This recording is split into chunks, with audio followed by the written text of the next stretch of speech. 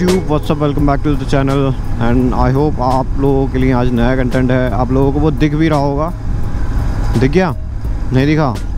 Handle bar दिख गया तो कमेंट सेक्शन में बताओ। एंड बहुत ज़्यादा ही कंफर्टेबल है ये इंटरसेप्टर का हैंडल बार। तो जैसे कि पुराने वाले हैंडल बार में ये पोजीशन थी, तो यू नो कैसा लगता होगा। एंड अब इतनी ज़्यादा कंफर्टेबल है ना कि बस मैं घर से निकलते ही जैसे मैं राइड पे आया तो मैंने सोचा यार इसमें तो कम से कम 600 से 800 किलोमीटर पर डे हो जाएगा बड़े आराम से।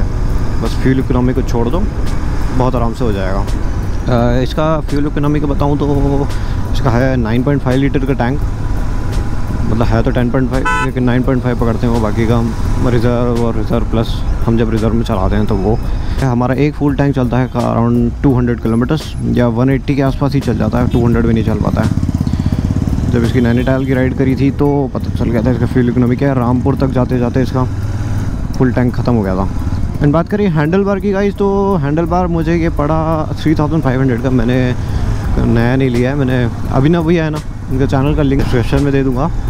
तो उन्होंने हैंडल बार दिया उनके इंटरसेप्टर का 3500 में दे दिया उन्होंने। बाकी नया लो तो अराउंड 5000-6000 का पड़ता है। तो वैसे कॉन्टिनेंटल में इंटरसेप्टर का हैंडल बार लगाने में कोई दिक्कत नहीं हुई आप अगर, लेकिन इंटरसेप्टर में आपको कॉन्टिनेंटल की चीज़ें लगाओगे तो आपको बहुत दिक्कत हो जाएगी, क्योंकि इंटरसेप्टर का टैंक जो है चौड़ा है। मुझे ये पतले टैंक में इतनी प्रॉब्लम नहीं हो रही है, चलाने में कोई दिक्कत नहीं हो रही है। यू नो कंफर्टेबल है मेरे हिसाब से।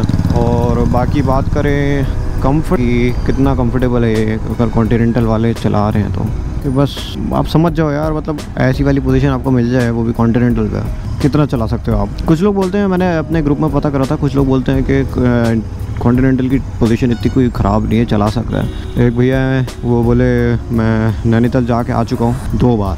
मैंने पता नहीं कैसे आ गए गुरुजी, नमस्ते, ऐसे कैसे आ गए आप? मेरे से तो एक बार में ही मतलब ख़त्म हो गया था मैं एक बार में ही। उसके बाद मैंने 3 महीने तक राइड नहीं करी थी। अब आप सोच लो कितना थक गया होगा।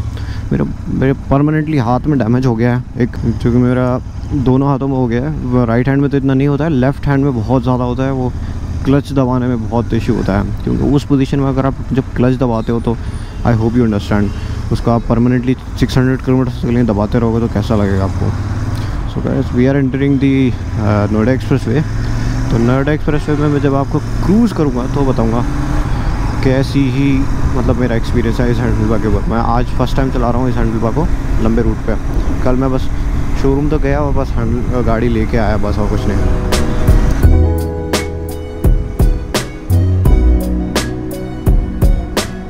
तो मतलब कॉन्टिनेंटल की पोजीशन ऐसी थी गाइस के, मतलब जैसे कि मैं जेवर जाऊँ तो जेवर जाते जाते मेरी हालत टाइट हो जाती थी।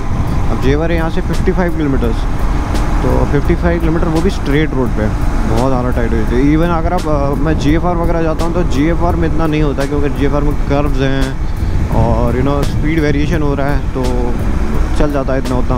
बट जब स्ट्रेट रोड पे चलो ना तो बिल्कुल भी नहीं चले जाती है, बहुत ज़्यादा ख़तरनाक है। इवन मेरे बैक में परमानेंट पेन हो गया है, तो रोज़ रात को मेरे को दर्द होता है, वो सिर्फ दिया गया है इस बाइक की वजह से। अब नहीं, जब वो कॉन्टिनेंटल का हैंडल था तब। अगर आप मेरी बात मानो और आप टूरिंग वगैरह करते हो तो प्लीज़ कॉन्टिनेंटल कभी मत लेना, सोच के भी मत लेना। ले लो, लेने का क्या है, उसके बाद इंटरसेप्टर का हैंडल लग जाता है थैंक्स टू रॉयल एनफील्ड के। इतने सारे चेंजेस हो जाते हैं हर बाइक में। फिटिंग वगैरह में ऐसा कुछ नहीं, खाली ये चेंज होता है। ठीक है, योक्स लगते हैं, योक्स लगने के बाद ये बाहर रख जाता है। एक्चुअली ये पूरा चेंज, क्योंकि कॉन्टिनेंटल का जो है ना वो सिर्फ प्लेन है और नीचे से हैंडल बार निकल रहे हैं, और इसमें उसके ऊपर योक्स हैं और पूरा बाहर है। आप खुद कभी करने की कोशिश मत करना, क्योंकि बाई चांस गलती से अगर वो टाइट नहीं हुआ ना तो समझ लो हैंडल आपके हाथ में ही आ जाएगा। तो गाइस अभी मैं चल रहा हूँ 100 एंड एट 4 RPM, और विंड लास्ट मेरे को लग रहा है बस, हाँ एक विंड स्क्रीन और होती तो सही रहता था। बाकी कंफर्ट में बात करें तो इट्स एब्सोल्युटली अमेजिंग, कोई दिक्कत वाली बात नहीं है। मैं इस पर आराम से 600 किलोमीटर कर सकता हूँ पर डे मिनिमम, बिना थकान के। मतलब लाइक 2-3 स्टॉप्स लूँगा, 600 किलोमीटर आराम से हो जाएंगे, कोई दिक्कत वाली बात नहीं। कमेंट सेक्शन में मेरे को बताओ कि नेक्स्ट मैं हैंडल बार के ऊपर क्या वीडियो डालूँ और आप लोगों को किस चीज़ के बारे में रिव्यू चाहिए। बट मतलब मैं अपनी तरफ से तो पूरी कोशिश कर रहा हूँ समझाने की, बट आप कभी कभी किसी की समझ में नहीं आता है तो उनको अलग तरीका चाहिए समझाने के लिए। मैं उस तरीके से समझा दूँगा, कोई बात नहीं। आप कमेंट सेक्शन में बता दो मैं कैसी वीडियो बनाऊँ। So guys it's been a while riding this, मतलब करीबन 1 घंटा हो गया मुझे राइड करते हुए। यू नो जितनी थकान GT में होती है ना 1 घंटे में, उसकी इसमें 5% भी नहीं हुई है। It's all about riding posture. बस कैसे समझाऊँ मैं, इस बाइक की राइडिंग पोजीशन इतनी अच्छी है ना कि बस चलाते जाओ चलाते जाओ चलाते, जैसे कि मैंने बताया 600 किलोमीटर तो आराम से कर लूँगा।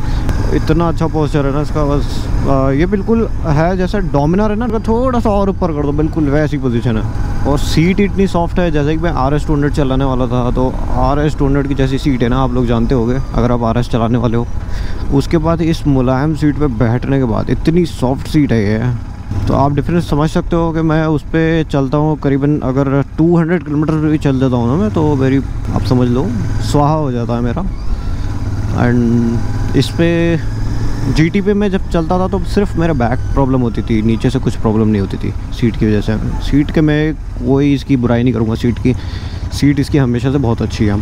और मैं सोच रहा हूँ इसकी अब और एक सीट अपग्रेड करा लूँ, खजांची के पास जाके इसकी सीट बनवा देता हूँ मैं, उससे जो है मेरे को और कंफर्टेबल हो जाएगी। पीछे से थोड़ा सा रेस्ट दे देंगे हम। बस एक बार सीट का हो गया, हैंडल का तो ऑलरेडी हो चुका है। इसमें मेन स्टैंड भी है, और टैंक की हमें इतनी ज़रूरत नहीं है तो हम टैंक लगाएंगे नहीं। भाई हमें ज़रूरत थी हैंडल बार की, और हमें ज़रूरत थी फुट पैक्स। बिल्कुल ठीक है, इंटरसेप्टर के फुट पैक से वो बहुत ज़्यादा आगे हैं, तो उसमें प्रॉब्लम ये होती है जब आप पीछे लेते हैं ना तो पैर में लगता है बहुत ज़्यादा, तो इसलिए इसके फुट पैक्स अच्छे हैं। इसकी पोस्चर अच्छा है, जब ऐसे करके नीचे ढकिन हो ना तो प्रॉब्लम नहीं होती है। उस वाले फुट पैक्स में ऐसे आगे होते हैं फुट पैक, और नीचे करो तो फिर बैक प्रॉब्लम कर देती है थोड़ी देर के लिए भी। बाकी कोई इशू नहीं है इस गाड़ी में, बहुत अच्छी चल रही है। अब भी जस्ट मैंने इसकी टैंक फुल कराई है। अरे ऑफ रोडिंग भी हो जाएगी थोड़ी बहुत आज, मैंने सोचा नहीं था ऑफ रोड होगी, बट हो गई। ला बंद हो गई, ऑफ रोड नहीं बंद हो गई। We will take the first gear. ले बर्नआउट हो रहा है। अरे we need some torque to get out of this. You don't need power to get on off-road something. You need torque. Half clutch पर उठा लो, आराम से निकल जाएगी without an issue. So guys ये आ गया हमारा टोल रोड। इसके बाद हम एंटर करेंगे यमुना एक्सप्रेस वे। उस पर मैं आपको रिव्यू बताऊंगा कि ये रोड तो चलो इसमें बार बार क्लच यूज़ हो रहा था, ब्रेक लग रहे थे, हाई स्पीड बातें नहीं हो रही थी, हो तो रही थी 100 तक, बट 110 अगर आप कंटिन्यूसली क्रूज़ करोगे तो उसका रिव्यू मैं बताता हूँ।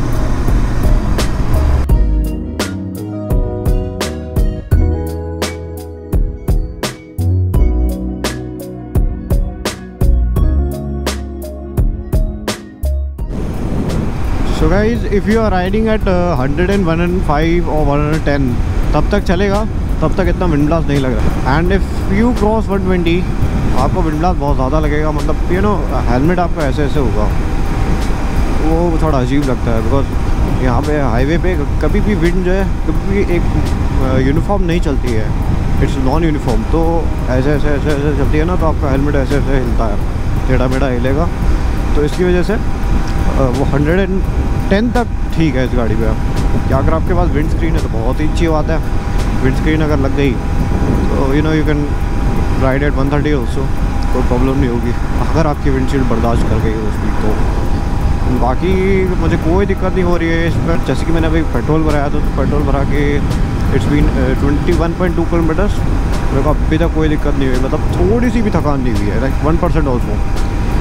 अब आप अंदाज़ा लगा लो कि अगर यहाँ 20 किलोमीटर में भी 1% नहीं हुई है तो मैं कितना किलोमीटर कर लूँगा एक दिन में।